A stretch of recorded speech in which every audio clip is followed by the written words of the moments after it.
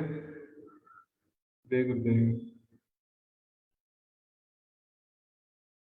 25वां दिन चल रहा है, बहुत है। वशिष्ठ ऋषि श्री राम जी को बता रहे हैं। श्री राम जी का जो प्रश्न था कि असली आनंद कहाँ है, और ऐसा क्या है कि जो एक बार प्राप्त किया जाए तो उसके बाद फिर से उसकी आवश्यकता नहीं पड़ेगी। इसका उत्तर देते देते वशिष्ठ ऋषि कई सारी कहानियों के माध्यम से श्री राम जी को बता रहे हैं।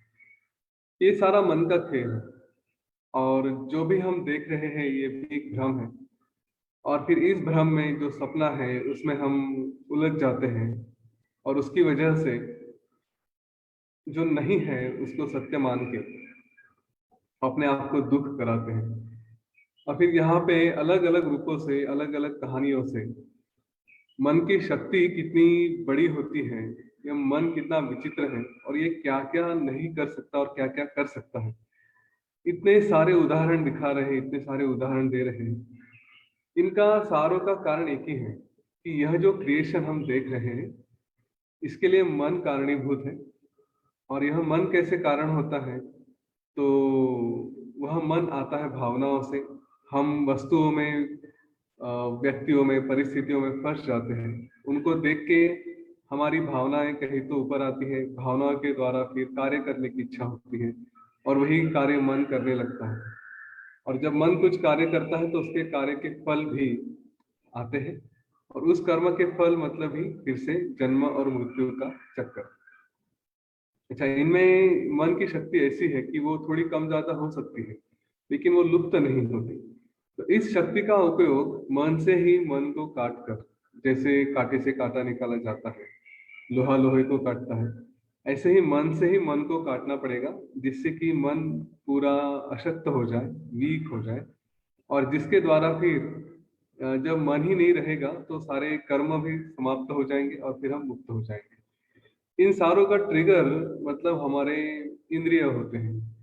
अब इंद्रियों को बंद करके तो नहीं रख सकते। हम दुनिया में घूमेंगे, हमारे सामने अलग अलग पदार्थ आएंगे, अलग अलग व्यक्ति आएंगे, तो आंखें बंद करके रख नहीं सकते।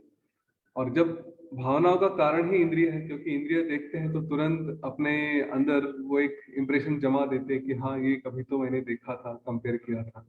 हाँ, कहीं पे हमारा चित्त मेमोरी पिक्चर में आ जाती है, उसको फिर बुद्धि भी काम करने लगती है। तो ये जो सारे हमारे अस्तित्व के स्तर है, ये एक साथ जैसे काम करना शुरू करते हैं, वहीं पे अगर हम कुछ एक चेक लगाया जाए, कुछ ताला लगा दिए कि देखा, लेकिन देखते वक्त ही ऐसा देखा कि क्या है, तो ये सब कुछ एक चैतन्य का ही रूप है। कल परसों हमने देखा था कि मैंने अगर किसी को देखा, किसी पदार्थ को देखा, किसी व्यक्ति को देखा, तो हाँ ये एक चैतन्य का ही रूप है, मेरा ही रिफ्लेक्शन है। इस तरह से अगर देखेंगे तो ना उसके साथ कोई भावना आएगी, ना भावना आएगी तो क्रिया होगी, क्रिया नहीं होगी तो कर्म नहीं होगे, कर्म नहीं होगे तो छूट जाएंगे। इस बात को बार बार केवल अभ्यास से ही प्राप्त किया जा सकता है। इसीलिए ये जो अभी 25 दिन हो रहे हैं, और भी पता नहीं कितने दिन चलेंगे। तो जितने भी दिन चलेगा मेरी तरफ से, उसके बाद आपकी, उसके बाद उसके साथ साथ आपकी आपकी स्वयं की पढ़ाई भी चलेगी। तो इम्प्रेशन जितने दिन बार बार होते रहेगा, जितना लंबा समय तक चलेगा, उतना पॉसिबिलिटी है कि किसी को देखने के बाद पहला विचार यह है, क्या, पहला विचार यह है कि अच्छा ये मेरा ही रूप है। हाँ, उसको ये एक नाम है, ये मेरी सास है, ये मेरी बहू है, मेरे ससुर है, या ये भी है। इस तरह से देख के उसके बारे में मन में जो भावना आती है, वो भावना आनी ही बंद हो।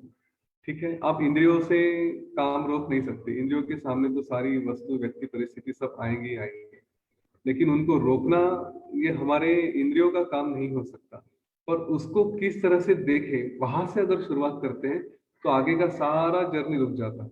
आप ये नहीं कह सकते कि इसको देखेंगे लेकिन मेरे मन में भावना आएगी। तो भावनाओं को फिर कल जैसे बताए, एक की हम देखें, एक एक लेयर डीप जा रहे हैं, अंदर अंदर जा रहे हैं।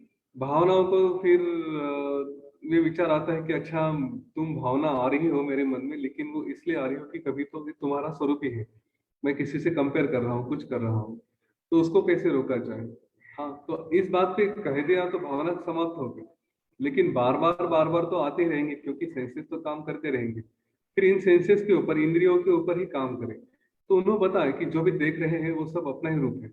अगर मुझे किसी पदार्थ में रुचि आ रही है, किसी पदार्थ में इंटरेस्ट आ रहा है, तो वो भी मेरे अंदर ही है। हाँ, हम क्या करते हैं, गुलाब जाम को देखा तो मैं और गुलाब जाम अलग अलग है, इसलिए उसके प्रति अट्रैक्शन रहता है। जब वो गुलाब जाम मुंह में चला जाता है तो मैं और गुलाब जाम एक हो गया, तो एटलीस्ट वहां पे आनंद मिल गया, उधर का हमारा जो गोल था वो प्राप्त पूरा हो गया, और वहीं पे हमारा ध्येय समाप्त हो जाता है। फिर कोई और आता है। तो ये जब हम एक एक को, हर एक को लेकर, हर एक को प्राप्त करके तो समाधान नहीं हो सकता, सब बातें प्राप्त भी नहीं होती। फिर क्या करें? फिर समझिए, गुलाब जाम देखा ना, अच्छा वो गुलाब जाम मेरे अंदर ही है, पता नहीं कितने जन्मों में खाया है, ये गुलाब जाम मेरा ही रूप है। यहाँ से जब समझेंगे ना, वो आनंद जो गुलाब जाम खाने के बाद मिलने वाला है, वो आनंद मेरे अंदर ऑलरेडी है। तो फिर मैं उसके पीछे क्यों लगूं? यह जब बात मन में समझ में आ जाएगी, तब ये सारे दुख धीरे धीरे धीरे धीरे समाप्त हो जाएंगे। और इसके लिए अभ्यास यही एक मार्ग है, बाकी किसी बात से ये नहीं हो सकता। अभी मन की शक्ति समझाने के लिए वशिष्ठ ऋषि एक बहुत सुंदर कहानी बताते हैं। ये कहानी मेरे लिए इसलिए इम्पोर्टेंट है कि हम कितनी भी ज्ञान की राह पे चले, कितना भी पढ़ाई करें, कितना भी ब्रह्म ज्ञानी होने का प्रयत्न करें, अभ्यास करें, सब कुछ करें, लेकिन मन की शक्ति को इग्नोर नहीं करना चाहिए। और ये मन पता नहीं कहाँ से क्या कर सकता है, हमारे ऊपर कई सारी शक्तियां भी कार्य करती रहती है।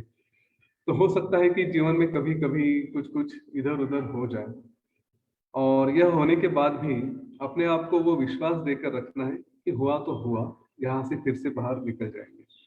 ठीक है? ये कहानी है केवल मन का स्वरूप बताने के लिए है, आवश्यक नहीं कि हमारे जीवन में ऐसी घटनाएं हो या ना हो।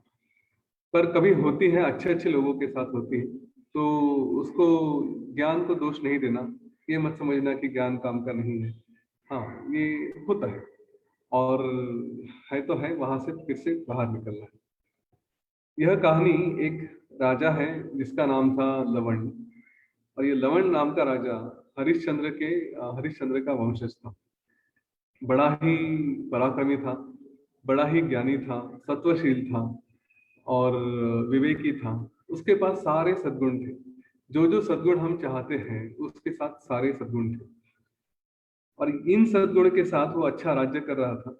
राज्य करते करते एक दिन उसके राज्य में, जैसे दरबार में बैठा था, वहां पे एक जादूगर आता है, और वो जादूगर आके कुछ अपनी जादू दिखाने की परमिशन मांगता है।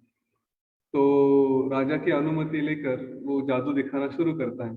तो जादू देखते देखते उसके हाथ में वो कुछ मोर पीस होता है, उसका ऐसा कुछ कुंचला जैसे होते हैं ना, झाड़ू जैसे होता है, वो घुमाते घुमाते घुमाते राजा उसकी तरफ अट्रैक्ट हो जाता है। और देखते देखते देखते देखते उसे समझ में आता है कि वहां पे कोई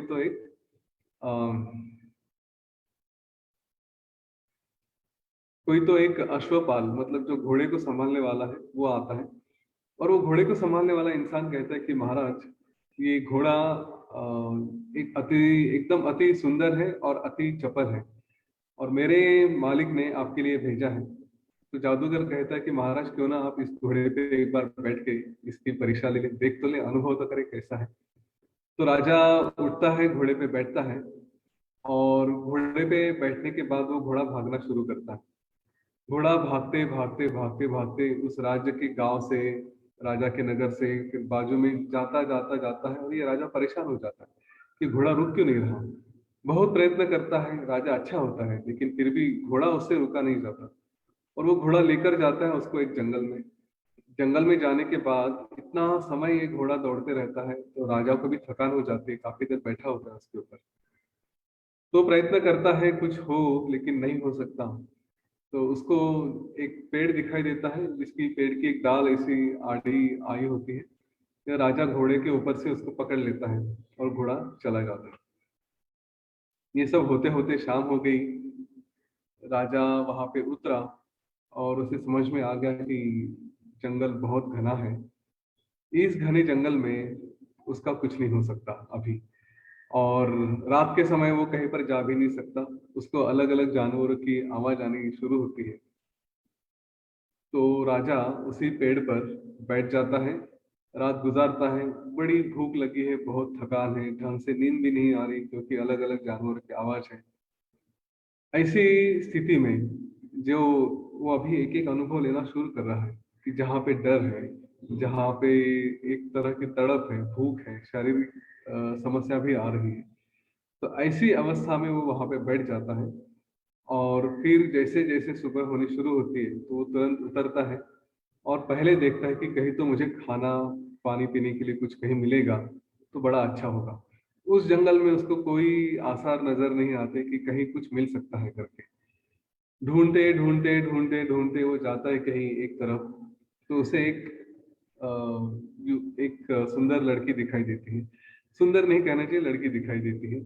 वो होती है एक चांडाल की कन्या। उसके वेश से ही पता चल जाता है कि वो एक चांडाल की कन्या है। यंग लड़की होती है। उसके हाथ में खाना होता है, कुछ फ्रूट्स, फलों का जूस होता है। तो ये उसके पीछे लगता है कि हे लड़की, मुझे कुछ खाने को दो, बहुत भूख लगी है। शुरू में तो वो लड़की उसकी तरफ ध्यान ही नहीं देती। वो अपने रास्ते से चलती चलती चलती जा रही है। ये उसके पीछे लग रहा है। तो फिर एक जगह वो लड़की रुक के कहती है कि तुम तो किसी महा राजघराने के लगते हो, अच्छे लगते हो, और तुम्हारे जैसे इंसान को कोई किस बात की क्या आवश्यकता हो सकती है। और दूसरा है कि अगर कुछ चाहो तो कोई ऐसे ही तो नहीं देता, उसके लिए कुछ देना पड़ेगा। तो राजा कहता है कि मुझे बहुत भूख लगी है, प्लीज मेरे ऊपर मेहरबानी होगी अगर कुछ दोगी खाने को। तो कहती कि ठीक है, वो पड़ोस के खेत में मेरे पिताजी हैं, उनका खाना ही है, मैं उनके लिए लेकर जा रही हूँ। तो उसमें से आधा खाना मैं तुम्हें दे सकती हूँ, लेकिन तुम्हें मुझसे शादी करनी पड़ेगी। अब यह राजा इतना भूखा था और उसको अपनी जान की पड़ी थी। तो उसने ये नहीं देखा कि मैं कौन से घराने से हूँ, मेरी प्रतिष्ठा क्या है, मैं योग्य क्या है, अयोग्य क्या है, किसके साथ शादी कर रहा हूँ। कोई समस्या, कोई प्रश्नों का उसने विचार नहीं किया। और करके भी फायदा नहीं था क्योंकि जीवन आगे बढ़ाना था। उसने उस चांडाल कन्या से शादी कर ली। शादी करने के बाद उसने बोला हाँ मैं शादी कर लूंगा। और फिर वो गई, अपने उसको खाना दिया, उसके पिता के पास लेके गई। फिर पिता ने भी उसका स्वागत किया। और जैसे कि चांडालों की प्रथा होती है, शादी करके उसको वहीं पे रुक जाना था। तो वो गया उस लड़के के साथ उसके घर में।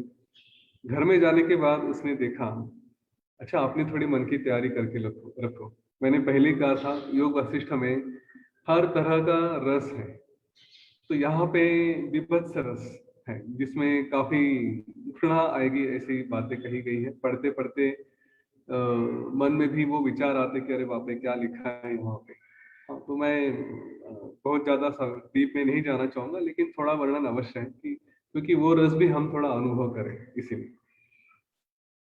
तो जैसे वो घर में जाता है, देखता है कि पूरी सब जगह गंदगी गंदगी फैली हुई है, चांडाल ही है। तो कहीं दीवारों पे कोई पंछियों को काट के रखा है, बंदर को काट के रखा है, उसका सारा खून ऐसे टपक रहा है। उस सारे खून से, रक्त से जमीन एकदम गंदी हो गई है। इधर उधर मक्खियां घूम रही हैं। छोटे छोटे आजू बाजू में खेल रहे हैं तो उनके हाथ में भी मांस के गोले हैं, वो लेके ऐसे कुछ खेल रहे हैं, खा रहे हैं। इस तरह का सारा वर्णन योग वशिष्ठ में किया गया। यह देख के उस राजा को इतनी घृणा आई कि बस वो एकदम हैरान हो गया कि क्या है, मैं कहाँ पे आ गया हूँ। लेकिन वचन दिया था, राजा हरिश्चंद्र का ही वंशज था, तो उसको वचन दे के शादी करनी है, तो शादी करेगा, वहां पे रुकेगा। फिर उसकी शादी मनाई जाती बड़ी धूमधाम से। बहुत बड़ा महोत्सव होता है जिसमें हर तरह के पकवान, पकवान में मतलब क्या, वही सब मांस मच्छी जो भी रहेगा। और वो सब था, सब लोग शराब पिए, मस्ती किए। और फिर इसको भी खाना खाना पड़ा। तो वो जो खाना था, कहने के लिए उन लोगों के लिए पकवान न था, पर ये जब खा रहा था तो ऐसा लिखा गया है कि उसे ऐसा लगा कि पता नहीं कितने जन्मों के पापों का फल जो अभी मैं खा रहा हूँ, उसको भक्षण कर रहा हूँ। इस तरह का खाना और इस तरह का सारा वो वातावरण, उसमें वो राजा रहने लगा। धीरे धीरे धीरे धीरे उस वातावरण में रहते रहते वो भी एक अच्छा चांडाल बन गया। वो पूरी तरह से भूल गया कि मैं कभी चक्रवर्ती सम्राट रहा हूँ, मैं राजा हरिश्चंद्र का वंशज हूँ। ये सारी बातें उसके मन से चली गई। वो भी चांडालों की तरह झगड़ेगा, चांडालों की ही तरह शिकार करेगा। फिर किसी शेर को पकड़ेगा, किसी चीते को पकड़ेगा, किसी जानवर को पकड़ेगा, पंछी को पकड़ेगा, मारेगा, काटेगा। उसके ऊपर अड़ोस पड़ोस के लोगों से झगड़ा करेगा। इस तरह की जीवन, और उसमें फिर मस्ती करना, शराब पी के धुत होना, झगड़े करना, क्रोध आना, ये सारी बातें जो हम एक साधारण चांडाल के जीवन में होती है, बस्तियों में जिस तरह से होती है, वो सारी उसके जीवन में आने लगी। और वैसे ही उसका बर्ताव होने लगा। इतना सारा संघर्ष, इतना सारा जीवन इस तरह से चल रहा था, उसका चल ही रहा था। उसको इस समय करीब 6 बच्चे हुए, एक के बाद एक। उन बच्चों में उलझ जाना, उनको संभालना, ये सारी बातें करने लगा। अब ये देखें कि एक राजा, ये यहाँ पे इस स्थिति से गुजर रहा है, इन सारी बातों से जा रहा है। समझे कि उसकी मन की अवस्था क्या क्या हो रही होगी जब ये सब कुछ कर रहा है। ऐसा करते करते करते करते 60 साल बीत गए। और 60 साल के बाद वो बूढ़ा हो गया। वहां पे उसको अ, उसके सास ससुर भी थे। और ये करते करते उसके जो जहाँ पे रहता था, उस चांडाल नगरी में, वहां पे अकाल सूखा आना शुरू हो गया। परिस्थिति यहाँ तक आ गई कि दाने का एक कण भी नहीं था, कहीं घास भी नहीं उग रही थी। ये जैसे जहाँ पे जाकर शिकार वगैरह कर रहे थे तो जानवर भी नहीं मिल रहे थे, क्योंकि जानवर भी पहले ही से ही वो भी भूख से मर गए थे। और थोड़ी रिस्क भी बढ़ गई थी, क्योंकि इनका भी खाना कम हो गया था। तो सारे लोग इतने दुबले होने शुरू हो गए थे कि जैसे सारी चमड़ी हड्डियों को चिपक जाती, इतने दुबले हो गए थे। यहाँ तक कि भूख का प्रभाव बढ़ गया था कि अगर कोई इंसान भी देखे देखे तो उसको भी मारकर खाने की इच्छा हो जाती थी। इस समस्या तक ये लोग बढ़े थे, तो सारे लोगों ने गांव छोड़कर जाना शुरू कर दिया। इसमें ही यह जो राजा था, अभी चांडाल बना था, इसने भी अपने सास ससुर को वहीं पे छोड़ा गांव में। और वो भी जाना शुरू किया। उसने अपनी पत्नी को, बच्चों को लेकर किसी दूसरी तरफ जाकर, चलो कहीं कुछ मिलता है क्या, ये ढूंढने की कोशिश में चला जाने लगा। जाते जाते उसने अ, देखा हर जगह पूरा सूखा है, खाने का कहीं कोई प्रबंध ही नहीं है। और करते करते ऐसे पूरा जब डिस्टेंस जा रहा था तो उसके बच्चों को भूख लगी। अभी क्या करें, उनको भूख लगी है, कुछ खाने को दो, खुद खाने को दो, ऐसा मांग रहे थे, पर दे नहीं पा रहा था। थोड़ी देर कहीं गए तो उसको ऐसा दिखा कि अभी कुछ हरियाली है। तो वहां पे एक पेड़ के नीचे सब लोग बैठ गए। और बैठने के बाद थके हुए थे, तो उसके सारे मतलब पत्नी और बच्चे सब लोग सो गए। एक सबसे छोटा बच्चा था, वो बहुत रो रहा था। और वो भूख भूख भूख भूख कर रहा था कि मुझे बहुत भूख लगी।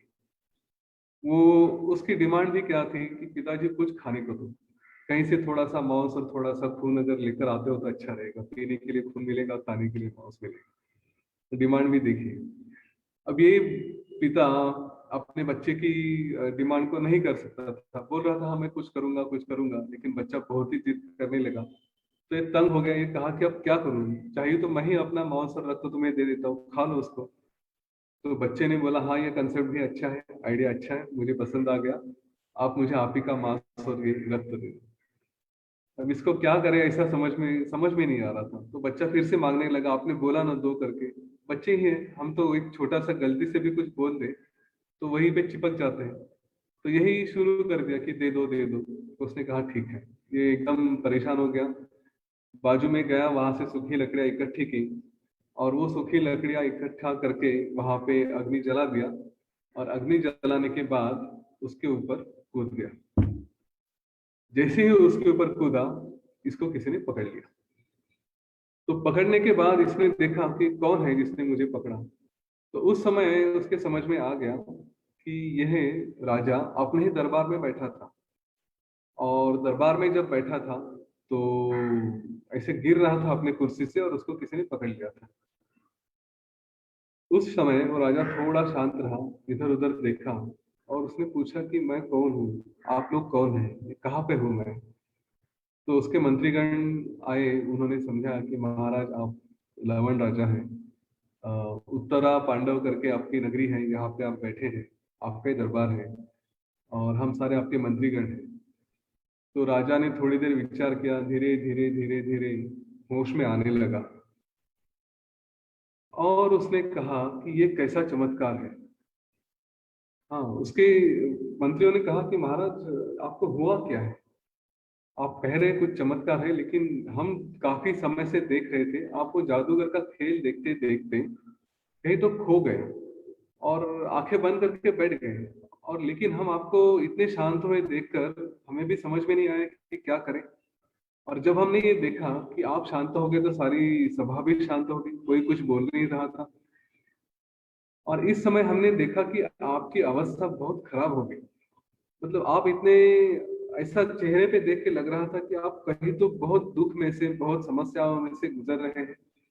शरीर में आपके काफी थकावट, वीकनेस ऐसा दिखाई दे रहा था और ऐसा लग रहा था कि कुछ तो बहुत खराब हो रहा है आपके साथ, लेकिन हम आपको डिस्टर्ब नहीं कर सकते थे। तो जैसे आप यहाँ से गिर रहे थे तो हमने पकड़ लिया। तो राजा ने कहा कि ये खेल बड़ा ही चमत्कार है। वो जादूगर कहा है कि जिसने इतना दुष्ट इतनी दुष्टता की और मेरे साथ ऐसा व्यवहार किया कि मेरे जैसे ज्ञानी राजा को उसने कहाँ पे तो फंसा दिया। और फिर राजा ने सारा वृत्तांत बताया कि मेरे साथ यह हुआ। वशिष्ठ ऋषि कहते हैं वे उस समय उसी दरबार में थे, उन्होंने सब देखा कि राजा के साथ क्या हो रहा है, तो राजा की कहानी भी सुनी। तो वो राजा ने कहा कि मेरे साथ ऐसा ऐसा हुआ है। और उसने जादूगर को कहा तुमने ये क्या कर दिया, हाँ, मेरे साथ ऐसा छल क्यों किया। और ऐसा ही कुछ बात कर रहे थे तो जादूगर गायब हो गया, वहां से अदृश्य हो गया। सब लोग को आश्चर्य हुआ कि अरे ये ऐसे कैसे हो सकता है। राजा की कहानी भी सुनी, उन्हें उसका भी आश्चर्य हुआ। वो जादूगर वहां पे था, वहां से अदृश्य हो गया, उसका भी आश्चर्य था। तो सब लोग कहने लगे कि ये जादूगर कोई साधारण नहीं होगा, ये अवश्य ही अ, कोई भगवान का भेजा होगा, संदेशा लेकर आया होगा या कोई दूत होगा, जिसने इस तरह से महाराज के साथ बिहेवियर किया, उनके ऊपर अपना मन का प्रभाव डाला। यहाँ पे वशिष्ठ ऋषि और ये लवण राजा के मन में ये सारी बातें आती हैं कि क्या क्या हो रहा है। और वो फिर वशिष्ठ ऋषि को बताता है कि ऐसा हुआ है। तो मन में प्रश्न आता है कि क्या ये सचमुच हुआ था या नहीं हुआ था, जाकर देखना पड़ेगा। तो कल जाके हम वहां पे देखेंगे जहां मैंने ये सपना देखा था, जहां पे मैं घोड़े पे बैठ के गया था। तो वहां पे जाकर देखता हूँ कि क्या सचमुच ऐसा हुआ था। और वो राजा दूसरे दिन सारे अपने मंत्रीगण और सैनिकों के साथ उधर जाने लगा। जाते जाते वही सारे चिन्ह उसको दिखाई दे कि यहाँ पे ये हुआ था, वहां पे वो हुआ था। यह सब देखते देखते देखते देखते उसने वो सारी निशानियां उसको दिखने लगी। और फिर वो जाके अपने उस चांडाल नगरी में पहुंचा तो उसको सारा पहचान का लगा, ऐसा लगा कि हाँ ये देखा है। फिर वहां पे देखा कि एक बूढ़ी औरत रो रही थी, बैठी थी, उसके आजू बाजू में और भी लोग थे। वो औरत रो रही थी कि मेरी बेटी, उसके बच्चे, मेरा जामाई, ये दामाद भी जो काफी स्ट्रांग था यहाँ पे आया था और वो सारे लोगों को लेकर पता नहीं कहाँ चला गया। और मेरा परिवार भी अभी कुछ नहीं है, केवल मैं और मेरे पति बचे हैं, बड़ा दुख हो रहा है। ये सब देखा उसने। तो राजा ने अपनी एक दासी थी उसको भेजा उस औरत के पास और सारी कहानी समझ ली। वो कहानी वही थी जो राजा ने इमेजिन की थी, जो राजा ने देखी थी कि सचमुच एक राजा था कहीं का, जो उसके बेटी के अ, औरत कह रही थी कि बेटी के प्रेम में पड़ा था, लेकिन इसको भूख लगी थी तो उसके साथ उसने ब्याह रचा। सब कुछ वही कहानी उस औरत ने बताई और फिर कहा कि यहाँ से वो कहीं तो चला गया है। राजा को बड़ा आश्चर्य हुआ कि ये ऐसे कैसे हो सकता है। और उसने उन लोगों को, एक राजा था इसलिए सबको, जो भी उधर अकाल पड़ा था, भूख लगी थी लोगों को, तो उनका सारा खाने पीने का प्रबंध किया, उनके लिए सारी व्यवस्था कर दी और वहां से निकल आया। अभी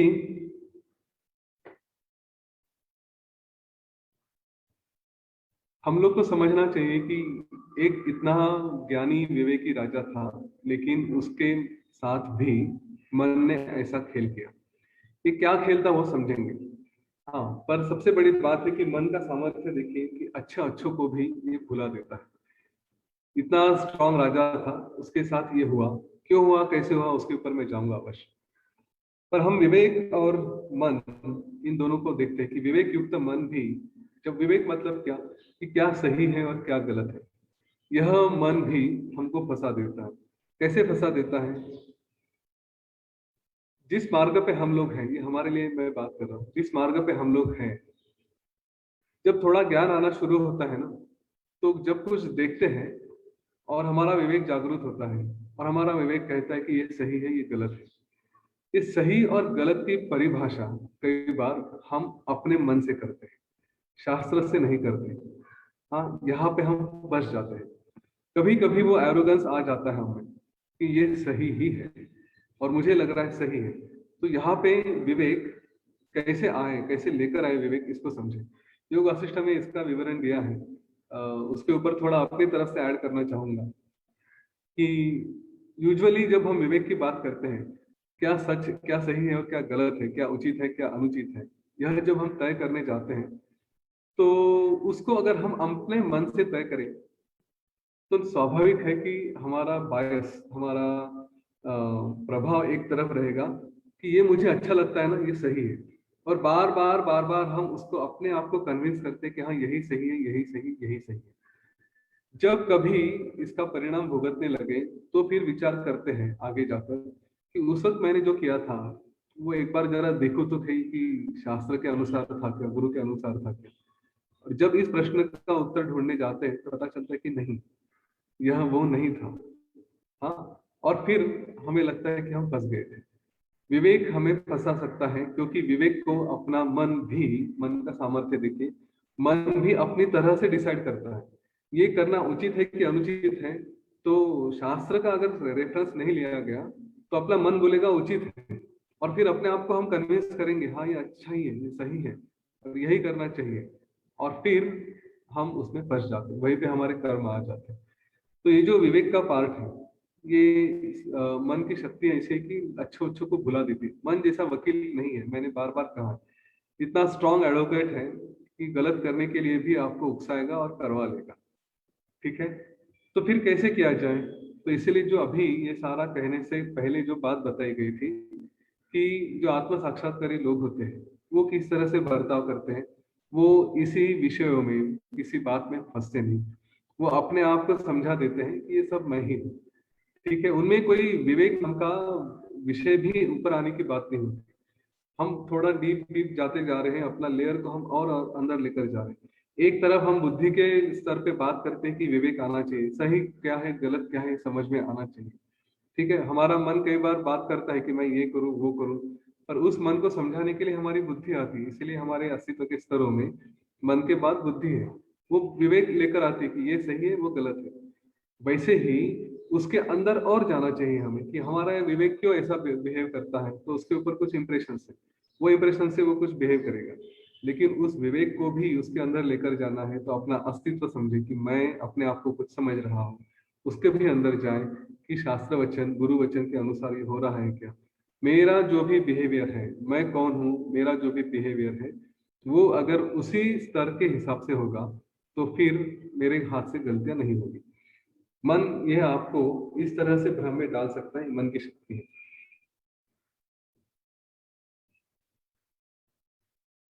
अभी इन विषयों से अगर दूर लेकर जाना है, मैंने पहले ही बताया था कि मन आपको मन का स्वरूप ये विषयों की तरफ रहेगा, उसको उससे दूर लेकर जाना है, यही हमको करना पड़ता है।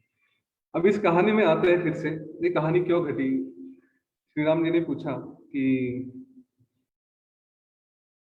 ये लवण राजा के साथ ऐसा क्यों हुआ, ये क्या कारण था कि उसने बैठे बैठे ही इस तरह से भ्रम देखा और उसके साथ ऐसा हुआ। तो वशिष्ठ ऋषि कहते हैं कि श्री राम जी, यह राजा, इसने एक बार विचार किया कि मैं कभी मेरे जो पूर्वज थे राजा हरिश्चंद्र, इन्होंने कभी राजसूय यज्ञ किया था, और यह राजसूय यज्ञ करने की वजह से वो चक्रवर्ती हुए थे, उनका नाम हुआ था, काफी कुछ है। तो एक परंपरा रही है मेरे घराने में, तो मैं भी राजस्व यज्ञ करूंगा। लेकिन वह यज्ञ करने के लिए उसने पंडितों को बुलाना, सामग्री इकट्ठा करना, ये सब करने के बदले उसने मन ही मन में अपना संकल्प किया, और संकल्प से ही 1 साल तक बैठे बैठे बैठे बैठे राजस्व यज्ञ कर लिया। उसके लिए उसने जो भी ऋषियों को बुलाना था उनको मन में ही बुलाया, जो भी दान करना था सब कुछ, पूरा यज्ञ मन ही मन में किया। उसके लिए जो भी सामग्री चाहिए थी, वस्तुएं चाहिए थी, लोग चाहिए थे, सब मन ही मन में किया। अब राजस्व यज्ञ का फल जो हमें मिलता है, उसके ही साथ उसका प्रायश्चित्त भी होता है। राजा हरिश्चंद्र ने भी जैसे राजस्व यज्ञ किया था, तो उसका प्रायश्चित्त उसको 12 साल तक भुगतना था। एक राजस्व यज्ञ का प्रायश्चित्त है 12 साल तक सफरिंग। हाँ, वो भुगत नहीं है। तो ऐसा कहते हैं कि हम अगर एक ग्लास में दूध डाल रहे हैं तो पूरा पहले ग्लास धो के खाली करना पड़ता है, उसमें फिर दूध आएगा। तो वैसे ही इस जीवन में जो सारे राजस्व यज्ञ के फल आने हैं, वो आने के लिए जो भी हमारे जीवन में कुछ है, वो सारा निकाल कर अपने मन को, शरीर को, अपने प्रारब्ध को साफ कर लेते हैं, जिसकी वजह से हम सारा नया जो आएगा उसको आसानी से लंबे समय तक उसको भोग सकते हैं।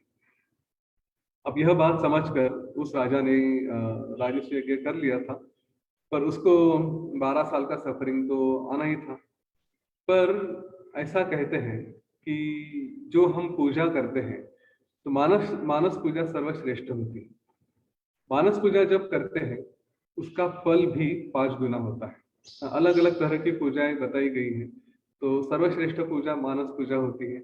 उसके बाद फिर हम अग्नि पूजा होती है, और ऐसे अलग अलग पूजाओं में सर्व सर्व सबसे न्यूनतम जो कही गई पूजा, वो हम जो डेली मूर्तियों की पूजा करते हैं उसमें समझा जाता है। तो यह मानस पूजा सर्वश्रेष्ठ कही थी, और उसका फल भी 5 गुना होता है। क्योंकि राजा ने ये यज्ञ, राजस्व यज्ञ मन ही मन में किया था, तो उसका भी फल उसको मिलने वाला था, 5 गुना फल मिलने वाला था। लेकिन प्रायश्चित्त भी 5 गुना ही था। तो 12 गुणिला 5 मतलब 60 साल तक उसको वो भुगतना था। अभी ये कहाँ पे भुगेगा, भुगतेगा? तो ये चूंकि इसने मन ही मन में किया था, तो सफरिंग भी मन ही मन में हुआ। इसलिए बैठे बैठे कुछ क्षणों में उसने 60 साल का अनुभव लिया, 60 साल का सफरिंग का एक्सपीरियंस किया। यहाँ पे कुछ कुछ बातें क्लियर हो जानी चाहिए। पहली बात तो ये है कि मन से जो करते हैं, मैंने कल ही बताया था, कर्म हम समझते हैं कि शरीर के साथ कर्म होते हैं। कर्म शरीर से नहीं, मन से ही होते हैं। पहले ही मन कर्म कर लेता है, बाद में उसका रिफ्लेक्शन हम शरीर में करते हैं। गुलाब जाम खाने की इच्छा हुई तो मन ने पहले खा लिया, बाद में हाथ से उठा के मुंह में गया। लेकिन काम कर्म होता है पहले मन से। तो सारे कर्मों का दोष और फायदा ये सिर्फ मन के लेवल पे ही होता है। उसके परिणाम भी मन के लेवल पे ही होता है। आनंद हो या दुख हो, वो भी मन को ही होता है। गुलाब जाम खाएंगे तो आनंद किसको होता है? जीवा को थोड़ी कितना आनंद होगा, आनंद होता है मन। ठीक है, कोई किसी बात का दुख होता है तो वो भी मन को ही होता है। और यहाँ पे हम एक बात समझेंगे कि इसलिए जब भी कोई कार्य करते हैं, तो ये अपने आप को कभी मत समझाइएगा कि मैं फिजिकली कुछ नहीं कर रहा हूँ, लेकिन मन में ही हुआ तो हुआ। नहीं, उस मन को भी इतना शुद्ध करके लेकर आना है कि जिसकी वजह से आगे जाके गलतियां नहीं होगी। कल या परसों सोमेश्वर जी अपने जेल के बारे में बता रहे थे, या मेंटल हॉस्पिटल के बारे में बता रहे थे। ये लोग कहते हैं कि हमारी इच्छा नहीं थी, लेकिन हमसे गलती हो गई, सडनली पता नहीं कैसे हो गया। मेरे विचार से अगर मन को समझा जाए तो ये सडनली कोई बात होती नहीं। कहीं तो ये बात मन में बिल्ड होती रहती है, बार बार बार बार किसी के प्रति घृणा है, कुछ है, या कुछ इंप्रेशंस लेके हमारे मन में वो इतना बिल्ड होता है कि उसका रिएक्शन कभी तो सडनली हो जाता है, वो सिचुएशन आ जाती है। लेकिन अगर एक व्यक्ति का मन शुद्ध है और पवित्र है, तो सडनली भी उसके हाथ से गलतियां नहीं हो सकती। आज हम देखते हैं अच्छे अच्छे लोग, चाहे वो संत रहे चाहे कोई और रहे, उनके हाथों से भी गलतियां हुई हैं। उसका कारण ही है कि मन में वो कहीं तो धीरे धीरे धीरे धीरे बिल्ड होते जा रहा है। तो इसलिए ना अपने मन को समझे कि हमारे मन से कार्य होता है, और वो बाद में कभी तो रिफ्लेक्ट होता है। इन अपराधियों से भी कार्य सडनली नहीं हुआ, कुछ समय तक उनके अंदर ही वो कार्य हो रहा था। एक दिन वो कार्य मन से निकलकर शरीर के लेवल पे आ गया, लेकिन अंदर ही अंदर, जैसे किसी का खून करना है तो अंदर ही अंदर एक बार, दो बार, 10 बार खून कर चुके होंगे, उसके ऊपर गुस्सा आया होगा, ये करूंगा, वो करूंगा, और उसके बाद एक दिन वो रिफ्लेक्ट हुआ और बाहर आ गया। ठीक है, तो कहने के लिए है कि नहीं सडनली हो गया, लेकिन ज्यादातर केसेस में वो कर्म अपने अंदर ही कई बार हुआ होता है।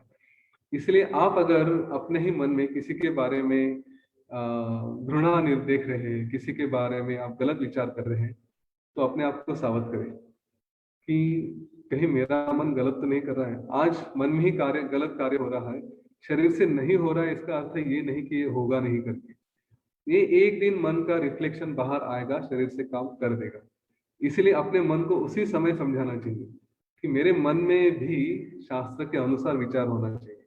इसलिए बार बार कह रहा हूं कि हमारे विचार भी शास्त्र के अनुसार होने चाहिए। कार्य तो होगा ही होगा, लेकिन मन ही अगर सब कुछ कर रहा है तो पहले मन को संभाले, बाद में कार्य अपने आप रिफ्लेक्ट होता है। और ये मेरा फेवरेट स्टेटमेंट है कि अगर ऐसी बात है तो सोचने से पहले सोचे कि क्या सोच रहा हूँ। हाँ, मेरे मन में क्या विचार आ रहे हैं उस पे भी, ऊपर विचार पे नियंत्रण होना चाहिए। अच्छा, मेरे मन में ये विचार आ रहे हैं, ऐसे नहीं आने चाहिए। कोई रिएक्शन आ रही है तो हाँ, ये रिएक्शन आने से पहले सोचो कि अरे ये ऐसी रिएक्शन आ रही है क्या, नहीं ऐसे नहीं आनी चाहिए, पॉजिटिव विचार लेकर आए। ठीक है।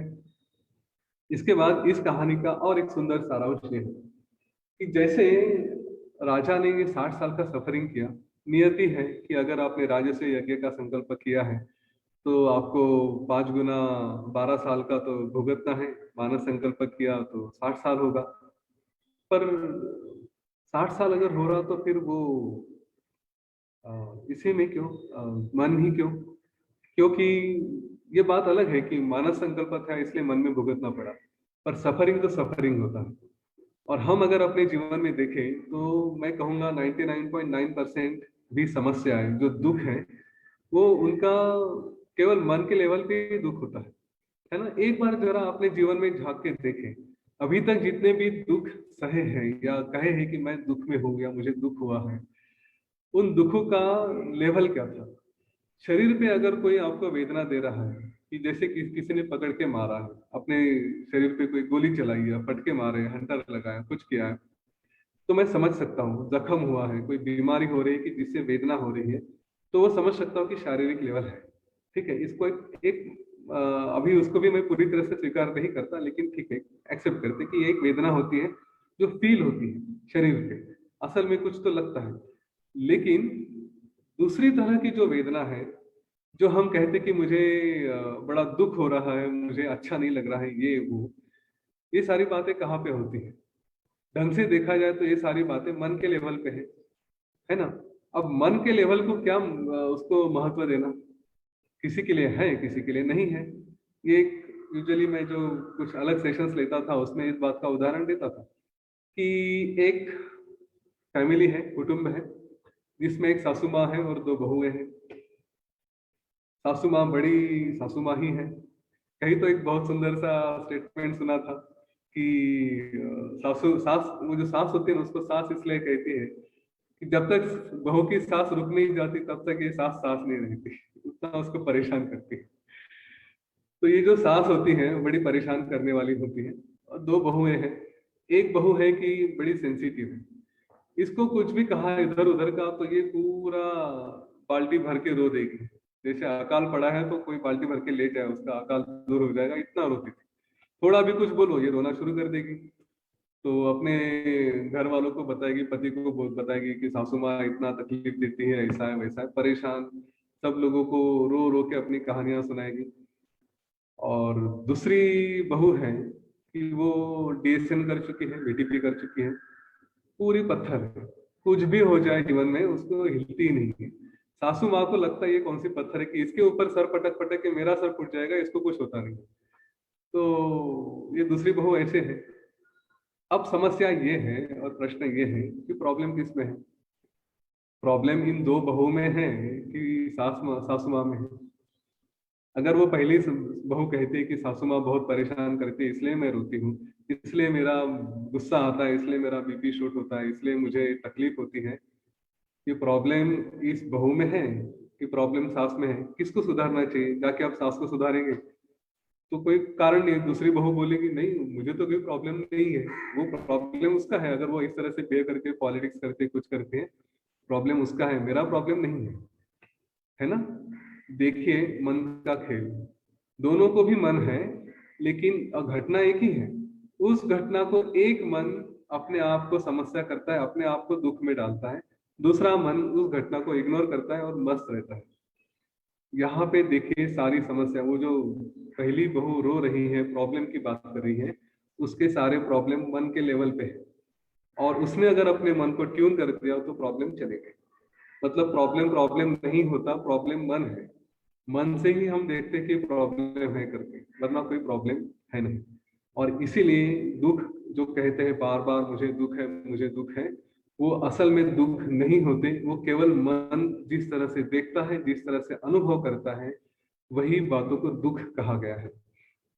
यह राजा जिसको दुख 60 साल का सफरिंग करना था, वो 60 साल का अनुभव उसने अपने ही मन में ले लिया, वह दुख उसने 60 साल में भुगत लिया। क्यों? क्योंकि दुख शरीर को नहीं, टाइम के स्केल पे नहीं, कि 60 साल प्रैक्टिकली उसने गुजारने हैं, उसके लिए नहीं, या इस शरीर को भी दुख देना है इसलिए नहीं, दुख मन को देना था, नियति को। अगर नियति मन को दुख देना चाहती है तो उसने कहा कि ठीक है 2 मिनट के लिए बैठ जाओ, तुम्हें 60 साल का जर्नी करा देती हूँ, 60 साल का एक्सपीरियंस ले लो दुख भरा। बस इस शरीर में 2 मिनट में उसने, या 2 क्षण में जो भी रहा होगा, उस क्षण में 60 साल का अनुभव कर लिया, दुख भुगत लिया। ठीक है, इस पॉइंट को समझे। मन ही दुख का कारण है, और मन को ही दुख होता है, बाकी किसी बात को नहीं। अपना मन बदल दो, अपने मन को अमन कर दो, मन ही नहीं रहेगा तो कहाँ का दुख। ठीक है, कई लोग जाते हैं अपने दुखों से। हमने अगर इस बात को समझ लेना तो दुख और सुख ये दोनों के लिए एक जैसे हैं। एक बड़े संत हैं जो, जिन्होंने भी योग वशिष्ठ पे अपना भाष्य किया है, और बड़ा सुंदर भाष्य है, उनको भी सुनना चाहिए। पर उनके ऊपर कुछ आरोप हुए, और उन आरोपों की वजह से वो जेल में है। अगर सचमुच योग वशिष्ठ समझे हैं तो जेल की रुखी सुखी जो भी उनको मिल रही है रोटी, उसको भी 56 भोग की तरह खाएंगे, वहां पे भी एंजॉय करेंगे। जीवन का ये आया है रूप। कल परसों किसी ने पूछा था कि गलत आरोप लगे हैं, कुछ हुआ है और उसकी वजह से भुगतना पड़ रहा है, तो जो भोग है वो भोगेंगे, प्रारब्ध है। लेकिन उस समय भी इस बात को अपने आप को समझाएंगे कि जो हो रहा है वो केवल मन के लेवल पे हो रहा है, तो जेल में हूँ या बाहर हूँ मेरे लिए कोई फर्क ही नहीं पड़ता, वहां पे भी एंजॉय ही करूंगा, क्योंकि उसको जेल को जेल देखना ये मेरा प्रॉब्लम है। ठीक है, मैं अगर हूँ, अपॉर्चुनिटी मिली है, कोई आजू बाजू का झंझट नहीं, यहाँ पे जाके फिर से योग वशिष्ठ पढ़ना शुरू करूंगा, या फिर और कोई ग्रंथ पढ़ूंगा, अपॉर्चुनिटी एंजॉय करूंगा। मन इसको आपको सुधार देता है। ऑन द अदर हैंड गुरुदेव है, इतनी जगह जाते हैं, उनके सामने इतने भोग चढ़ाए जाते हैं, 56 भोग भी उनको उनके सामने रखा जाए, और जब वो खाएंगे तो उस 56 भोग को भी एक रोटी की तरह खा लेंगे, उसके लिए कोई अटैचमेंट नहीं है उनके मन में। ये मन ही आपको जीवन में हर क्षण में एंजॉय करने की एबिलिटी देता है। जाते जाते अपनी छोटी सी कहानी बता देता हूँ कि योग वशिष्ठ ने मेरे जीवन में किस तरह से वो परिणाम किया था। 2008 की बात है, काफी स्ट्रेसफुल समय चल रहा था, ऑफिस का बहुत काम था, और वो सारी वजह से जो भी प्रैक्टिसेस है वो नहीं हो पा रही थी। तो एक समय आया कि स्लिप डिस्क की तकलीफ शुरू हो गई। स्लिप डिस्क की वजह से 1.25 महीना बेड पर लेटने के लिए डॉक्टर ने कहे थे। उन्होंने कहा कि आप बेड से उठ नहीं सकते। हाल बहुत बुरे थे, अगर ब्रश भी करना है तो बाथरूम में खड़े होकर ब्रश करते थे, क्योंकि बेसिन में झुक नहीं सकता था, इतना बुरा हाल था। तो कुल्ला करना है तो दीवार पे करना पड़ता था, ऐसे खड़े खड़े सामने, थोड़ा भी झुक नहीं सकता था, मैक्सिमम टाइम लेटे रहो। अब चॉइस ये थे कि बहुत एक्टिव होने के बाद सडनली 1.25 महीना अगर बेड पे लेटने के लिए कहा जाए, तो चिड़चिड़ हो करनी है या उस समय को एंजॉय करना है। उस समय लैपटॉप वगैरह भी नहीं था, तो नेचुरली मन ने चॉइस किया, योग वशिष्ठ पढ़ा था उस समय भी, और शायद पहली बार ही पढ़ा था, तो चलो ये और पढ़ लेंगे, और फिर सुडोकू सॉल्व करेंगे, कुछ लेटे लेटे प्राणायाम मेडिटेशन ये सब बातें करते रहेंगे। तो उसका अच्छा, उस वक्त स्मार्टफोन भी नहीं था मेरे पास। पूरा 1.25 महीना एंजॉय किया। मन ने बोल दिया कि ये जीवन में रेस्ट का टाइम मिला है ना, इसको एंजॉय करो। वैसे भी जब फैमिली को वेकेशन लेकर जाते हो तो प्लानिंग और टिकट बुकिंग और वहां पे जाके कार बुकिंग ये वो सब कुछ करना है, तो आप ही को करना पड़ता है, जिम्मेदारी लेनी पड़ती है। वाइफ तो बाकी सारा बैक एंड संभाल लेती है, लेकिन फ्रंट एंड संभालना पड़ता है। तो अभी वो फ्रंट एंड भी संभालने की आवश्यकता नहीं है, लेटे रहो, बोलो चाय लेके आओ, कॉफी लेके आओ, आज ये सब्जी बनाओ, कल वो सब्जी बनाओ, ऑर्डर छोड़ो। वैसे भी सिंपैथी है घर वालों की, बेचारा लेटा है तो चलो इसकी इच्छा पूरी कर देते हैं करके एंजॉय किया। जब भी समय मिला मुद्रा प्राणायाम के, आप एडवांस कोर्स अगर नहीं किए तो कर लो, मुद्रा प्राणायाम के, मेडिटेशन के, अपना हरिओम मेडिटेशन किया, हर तरह की बातें पूरा सवा महीना फुल्ली एंजॉय किया। उसके बाद संकल्प लिया कि स्ट्रांग होना है। चल भी नहीं सकता था ढंग से उस समय, लेकिन पूरा प्रयत्न किया। योग किए, मेडिटेशन दिन में 2 बार किए, जिससे पूरा रिलैक्सेशन आते गया। आज 40-50 सूर्य नमस्कार आराम से निकाल लेता हूँ, फिर भी कोई प्रॉब्लम नहीं है। ये केवल प्रयत्न और साधना से हुआ था, लेकिन मन की अवस्था सबसे इंपॉर्टेंट रही। मन ने क्लियरली बता दिया ये भी समय है, चिड़चिड़ मत करना, लेटे रहना है तो जीवन का ये भी एक स्टेज है, इसमें भी एंजॉय करो। सवा महीना लेटना है तो सवा महीना लेटे रहो, कोई प्रॉब्लम नहीं, एंजॉय दोज मोमेंट्स। उसके बाद में मन ने ये भी नहीं स्वीकार किया कि दुख ही है करके, इससे भी बाहर निकलना है, उसके लिए भी प्रयत्न करें, वो भी उससे बाहर निकल के आ गए। योग वासिष्ठ की ये शक्ति है। ये योग वासिष्ठ इसलिए बार बार पढ़े कि आपके मन को एक क्लियरली बता देगा कि जिसको आप दुख समझ रहे हो वो दुख है ही नहीं, और जब दुख है ही नहीं ना तो बाकी सब कुछ आनंद ही आनंद बच जाता है। यहाँ पे कुछ प्रश्न भी मन में आते हैं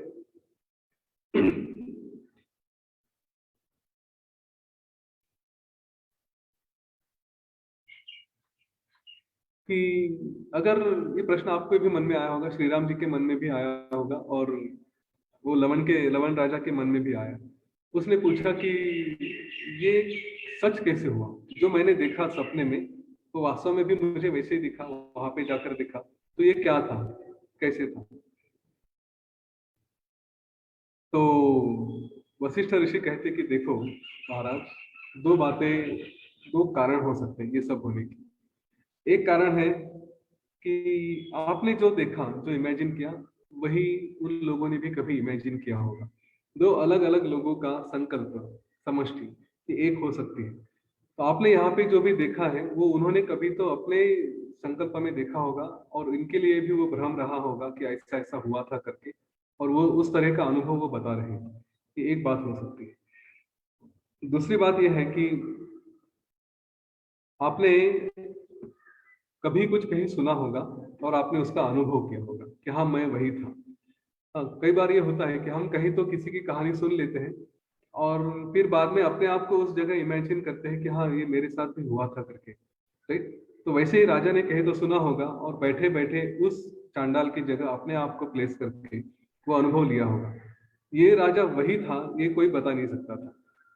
ठीक है, अनुभव इसने बताया, पर वो राजा सचमुच कौन सा था, क्या वो यही राजा था या लवण राजा था या कोई और राजा था, पता नहीं। तो इसने, राजा ने वो अनुभव अपने ही मन में शायद किया होगा कि किसी और के साथ घटी हुई घटना है, वो मेरे साथ हुई करके, उसका भी उसके मन में आया होगा। ये दोनों बातें हो सकती है। इस क्रिएशन में ऐसा कहा गया है कि सारी बातें पॉसिबल है। कई चीजें हम देखते हैं कि जो एकदम सीधे सीधे सीधे सीधे स्मूथली चलती हैं, और कई चीजें ऐसी है कि जिसका कोई नियम नहीं होता। मुझे बीच में किसी ने प्रश्न किया था कि उन्होंने किसी व्यक्ति को देखा था कि जिसका पुनर्जन्म हुआ है, वो बच्चा आया था, फिर उसने बताया मेरे पेरेंट्स यहाँ पे हैं, मेरी रिलेटिव्स इधर हैं। वहां पे जाके देखा तो सचमुच था। कोई मर के भी वापस आया, उसने भी कुछ बताया था। ऐसी कुछ कुछ कहानियां हमने सुनी है। तो सब कुछ नियम के अनुसार ही है ऐसा आवश्यक नहीं है, कभी कभी नियम के विपरीत भी हम होते हुए देखते हैं। और ये नियम के विपरीत है ऐसा हमें लगता है, लेकिन अगर देखा जाए इस क्रिएशन में तो सब कुछ नियम ही है, जो भी हो रहा है वो पॉसिबल है, वो भी नियम ही है। हाँ, इस बात को समझें। तो ये कहानियां में हमें ये राजा के साथ जो भी हुआ उसकी पॉसिबिलिटी दोनों थी, उसने इमेजिन किया था, जिसने इमेजिन किया उसके साथ भी हुआ, जिसने जिसके साथ हुआ उसने भी इमेजिन किया, या फिर किसी और के साथ हुआ था, राजा ने सुना और वो देखा। हम इसके थ्रू जाते हैं। कई बार हम जो सच्ची घटनाएं हमारे साथ घटी हुई है, कोई अगर याद दिलाने का प्रयत्न करे तो हम कहते हैं कि अरे ये सचमुच हुआ था कि नहीं हुआ था। हाँ, हमारे मन में आता है। तो अपने आप में संशय होता है, ये बात हुई थी या नहीं हुई थी, या मैंने ये सपना देखा था कि वास्तव में देखा था। ये बात हमारे साथ होती है। और दूसरा कि हमने कभी कुछ सपना देखा था या फिर कुछ हो रहा है आज के समय में, और जब ये हो रहा है तो हम कहते हैं ये शायद पहले हुआ है, कहीं तो इमेजिन किया था, कहीं तो देखा था कि ये हो रहा है। जब और घर में छोटी सी घटना होती है, खाना खाने के लिए बैठे, कुछ तो बातें चल रही है, मन में विचार आता है ये पहले कहीं तो हुआ था, मैं पहले कहीं तो ऐसा बोला था, है ना, या तो सपने में था या वास्तव में था। ये बातें भी हमारे साथ होती है। तो ये मन का ही क्रिएशन है, मन की ही शक्ति है, इसमें ये सारी बातें पॉसिबल होती है।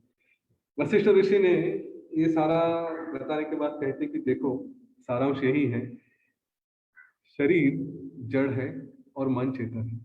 हम कहते हैं कि शरीर भोगता है, शरीर ही करता है, तो ऐसा नहीं है। शरीर में है क्या? हाँ, अगर सांस रुक गई तो शरीर खत्म हो गया, फिर क्या रहता है? तो वो जो मन है, ये करने वाला मन है। इसलिए शरीर को दोष मत देना।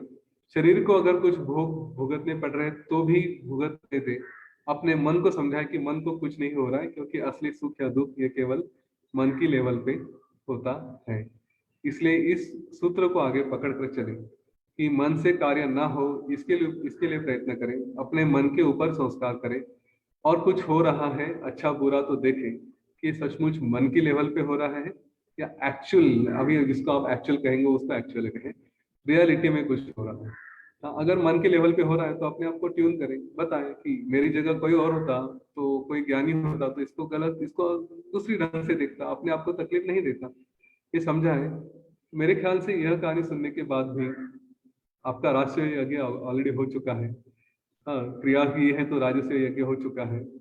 और इस क्रिया, इस प्रोसेस से, इस कहानी के सुनते सुनते जो भी सफरिंग थी वो भी सारी सफरिंग चली गई है, क्योंकि हम उस सफरिंग के साथ एक ग्रुप हुए थे। हमने वो राजा के साथ भी थोड़ा अनुभव लिया कि उसके मन में क्या हुआ होगा। तो इसका अनुभव लेते लेते हमारी भी सफरिंग खत्म हो गई, ऐसा आशा करता हूँ। ये मंत्र मिल गया, सारे दुख मन का ही कारण है, सारे दुख मन के ही लेवल पे होते हैं। तो आगे जो भी दुख आने वाले थे वो अभी इस कहानी में समाप्त हो गए। अभी जो भी कुछ होगा तो मन में एक बार ये विश्वास हो गया कि दुख नहीं है, तो सारा का सारा आनंद ही रहेगा, ऐसे आशा करता हूँ। और अपने जीवन में आप कोई दुख नहीं होगा ऐसा समझते हैं। फिर यहाँ पे रुकते हैं कल के लिए। ठीक है। जय गुरुदेव।